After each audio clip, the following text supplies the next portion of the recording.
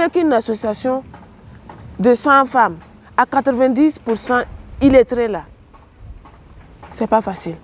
Elles sont très nombreuses à vouloir s'épanouir, à vouloir travailler, mais elles ne savent pas à qui se confier.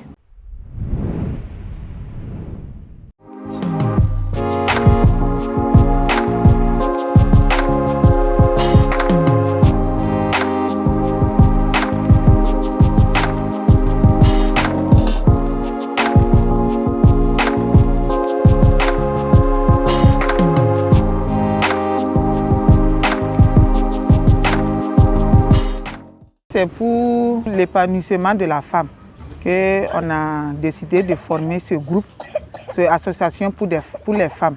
On fabrique des savons liquides, beurre de karité, sumbala. Donc, on est sur un projet pour le tissage, par exemple faso d'Anfani. Mais on n'a pas encore les moyens pour commencer l'activité. On a des petites associations des femmes comme des tontines. On fait 1250 par semaine, on est 12 femmes.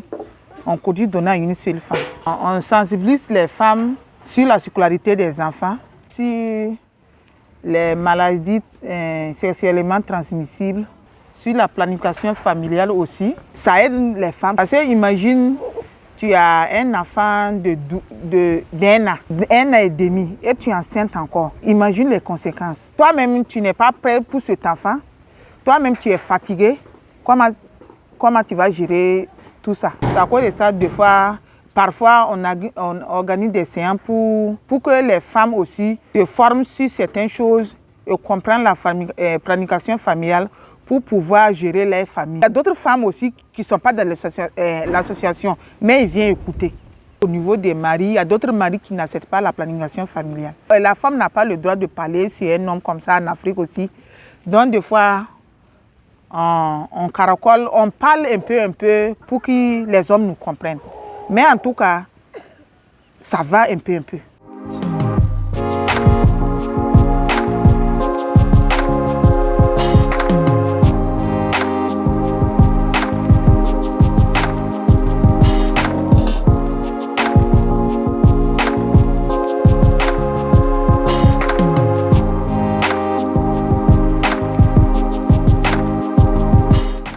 Je suis mariée, j'ai un enfant. Je me débrouille un peu avec des bonbons, un peu quoi. Ce qui m'a intégrée dans l'association, c'est l'importance quoi. Ça m'aide beaucoup. Je sais faire les savons liquides, les sumbala et puis d'autres choses quoi. Dans l'association, on sert quoi. D'autres amènent des plats, de l'eau, des produits de savon liquide. Le sumbala aussi c'est comme cela. D'autres amènent du bois, des marmites, de l'eau. On va les savons et puis les sumbala avec les membres de l'association et puis au dehors de ça. La planification, ça m'a beaucoup aidé. J'ai un enfant, elle a 3 ans et puis je peux faire mes activités. Si j'avais un enfant ajouté là, actuellement, c'était dur pour moi. Avec mon mari, non, on s'était bien entendu, on était sûr dans ça.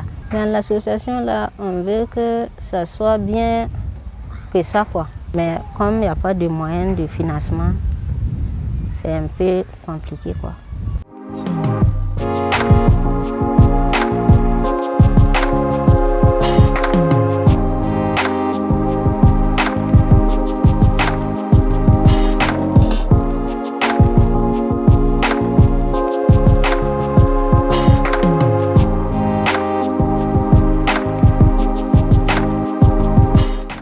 J'ai vu la pertinence des femmes là, vraiment qu'elles sont assidues. Voilà, elles veulent le travail. Voilà pourquoi je me suis investie profondément dans l'association. Leurs activités là, ça vient de leurs revenus propres, de leurs cotisations. L'association ne date pas, ça ne vaut pas 5 ans. Donc c'est ça, un bon financement comme ça, non, il n'y en a pas. Elles ont peur, tu vas prendre le crédit, c'est comme ça. D'autres même les font peur même en leur disant, quand tu prends le crédit là, c'est comme ça. Donc elles se rétrécissent, chacune dans sa maison. Et c'est à travers les activités comme ça, avec les tontines, les petits trucs comme ça là, qu'elles arrivent à s'en sortir aussi. Avec une association de 100 femmes, à 90% illettrés là. C'est pas facile. C'est les lettrés qui arrivent à s'en sortir. Vraiment, le gouvernement aide beaucoup les femmes. Moi-même, je vois bien. Mais ils n'ont qu'à essayer de rentrer un peu dans les non-lotis là, sensibiliser certaines femmes. Parce qu'elles sont là en association avec des récépissés bien propres. Mais elles ne savent pas où elles vont mettre la tête. Elles sont très nombreuses à vouloir s'épanouir, à vouloir travailler, mais elles ne savent pas à qui se confier. Il faut au moins que quelqu'un leur montre le chemin.